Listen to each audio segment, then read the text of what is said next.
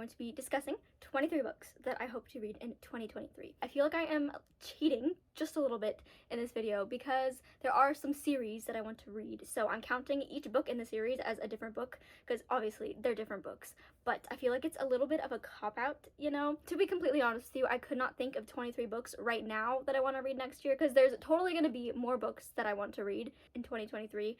So I didn't want to pressure myself too much with 23 books that weren't in a series, you know? So first we're going to be talking about new releases. There's probably a lot more that I am excited to come out. These are just the ones that I have found and that I know of that I'm excited for. The first one is Hellbent by Leigh Bardugo. I read Ninth House pretty recently and I absolutely loved it. It took me 3 tries to actually fall in love with the book, but once I got the ball rolling, I was invested in the story and I'm so excited for Hellbent because I need answers right now. It ended on a huge cliffhanger and I just want to know what happens, and I'm so glad that I didn't read Ninth House right when it came out because there was no way that I was going to be able to wait 4 years for the next book. Next we have A Day of Fallen Night by Samantha Shannon, which is the sequel to The Priory of the Orange Tree. The book is massive and I've seen arcs of the second book and it is about the same size. I think Samantha Shannon said it might be a little bit bigger.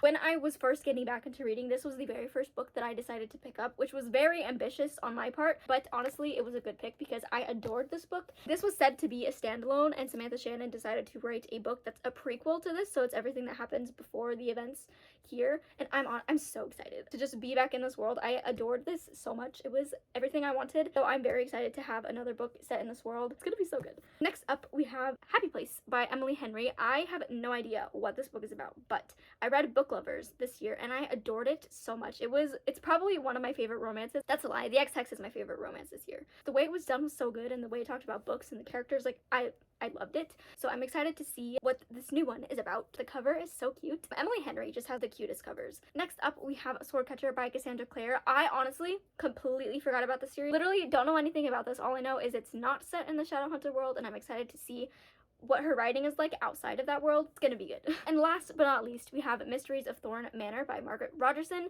I am very excited for this one because I read Sorcery of Thorns earlier this year and I loved it so much. That book is a standalone and I thought we were not going to be getting anything else from it, but this is going to be coming out later this year and I'm so excited to be back in this world and to be back with these characters. And the next section we have is Cassandra Clare books. I have 2 of them right here. The first one that I really want to get to is Ghosts of the Shadow Market. This is a novella bind up. I don't really know when this takes place, but I know it was released between The Dark Artifices and The Last Hours, but I've heard that you need to read this before you read The Last Hours, so this is the first one that I'm going to be reading. And then I want to read the whole of The Last Hours series, so that starts with Chain of Gold and then Chain of Iron, and then later on in 2023 is going to be Chain of Thorns.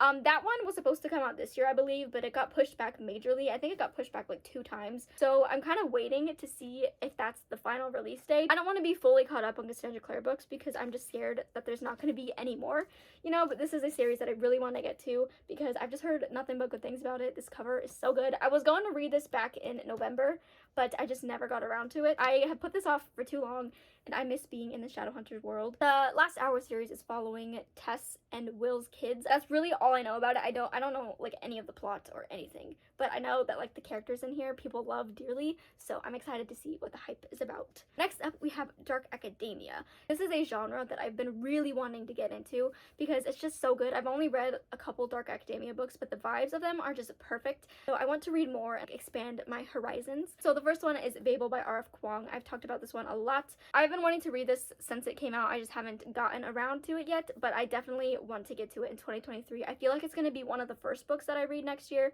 because I feel like it'll just set the tone because I've heard the writing is so beautiful and the subjects that are talked about are very important, so I'm very excited for that one. Next we have A Picture of Dorian Gray. I don't know too much about this one. I think it's about this guy who wants to be immortalized, so switches places with a picture. I think this one is a classic, so I'm a little bit intimidated to get into it, but people say that this is a staple in the Dark Academia world. That is also followed by The Secret History. This one is one of the most well-known Dark Academia books. Everyone and their mom knows about this book. I feel like it is a thick and chunky book and everybody that I've heard talk about it says it's very good and it's the epitome and the groundwork for what a Dark Academia book is. So I want to read it and see what it is about. I don't know anything about it really. I've heard that people go into it expecting going to be pretty fast-paced, but it's actually slow going. That is followed by A Deadly Education by Naomi Novak. I've heard mixed reviews about it. I feel like people either really love it or really hate it. The cover is absolutely gorgeous, so we'll see which category I fall into in that one. Again, I don't really know too much about these. Then we have The Atlas Paradox. I was also supposed to read this in November. This is the sequel to The Atlas 6, which I've already read and I absolutely adored, so I'm excited to see what follows up because it did leave on a cliffhanger. I don't know if I need to reread like the traditionally published version of The Atlas 6 because I did read the self-published, but people say that she did have to change a few things when she went traditional, so I don't know if it's going to affect the plot. So if you read The Atlas 6, please let me know if I need to do a reread before I read The Atlas Paradox. Like, is there going to be like a stark difference? So that is it for my dark academia section. Next up we have fantasy. Fantasy is my favorite genre. I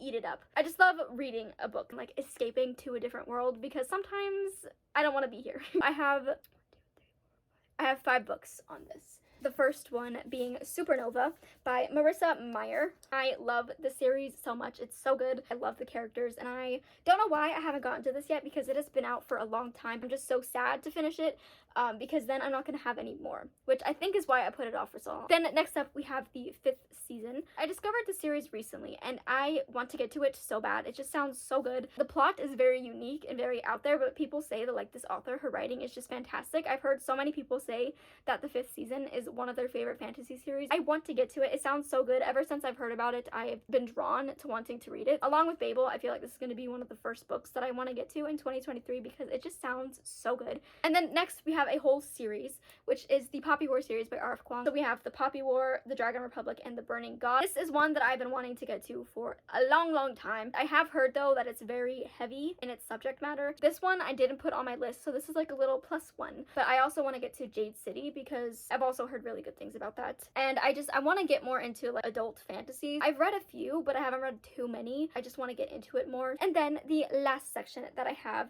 is called Books I Totally Should Have Read by Now. This one is literally just one series, but I am ashamed that I haven't read this, and that is the Hunger Games series. I started reading this when I was like 11, so I've had this book on my shelf for 10 years and I haven't read it. 2023 is the year that I'm going to read The Hunger Games. I have seen the first 2 movies, but honestly, I don't remember anything, and I have no idea how the series ends or how it wraps up. I don't know how I haven't been spoiled for a lot of it. So we have The Hunger Games, Catching Fire, Mockingjay. So those are the last 3 books that I have on this list, but these are the ones that I should really prioritize reading. So those are the 23 books I want to read in 2023. Will I get to all of them? I don't really know. I'm gonna react to this video at the end of 2023 to see if I stood by this video. But yeah, so that's going to be it for this video. Thank you guys so much for watching. Let me know what you have planned to read in 2023, and if you have read any of these, let me know your thoughts. If you made it to this point in the video, comment down below the book stack emoji because I got a huge stack of books that I want to read. All of my socials will be linked in the description. My Twitter, my Instagram, my